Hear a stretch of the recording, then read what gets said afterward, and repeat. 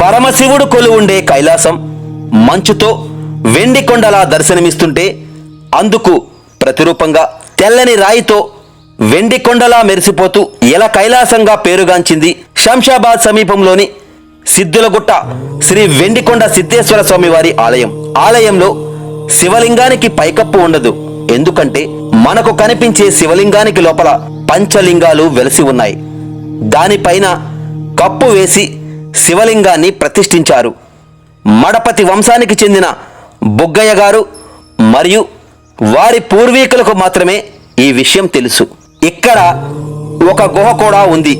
అందులో మడపతి వంశీయులు ఇప్పటికీ ధ్యానం చేస్తూ ఉంటారు.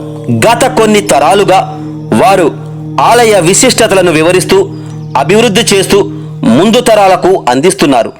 బుగ్గయ్య గారు, నాగయ్య గారు, జగదీశ్వరయ్య గారుల తరువాత ఈ పరంపరను కొనసాగిస్తూ 4వ తరానికి చెందిన మడపతి నరేందర్ గారు గత 30 సంవత్సరాలుగా వెండికొండ సిద్ధేశ్వరుని సేవలో తరిస్తూ ఆలయ అభివృద్ధికి విశేష కృషి చేస్తున్నారు.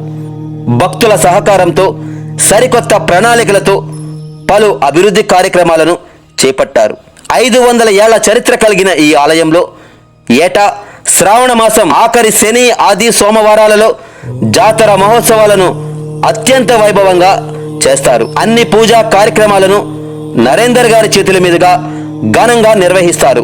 అధిక సంఖ్యలో విచ్చేసే భక్తులకు ఎలాంటి అసౌకర్యం కలగకుండా ఏర్పాట్లు చేస్తుంటారు. ఆలయ విశేషాలు, విశిష్టతలను ఎప్పటికప్పుడు భక్తులకు వివరిస్తూ నేడు ఇంత ఘనంగా జాతర మహోత్సవాలను నిర్వహించుకునేందుకు నరేందర్ గారు చేస్తున్న కృషి మడపతి వంశీయులకు స్ఫూర్తిగా నిలుస్తుంది.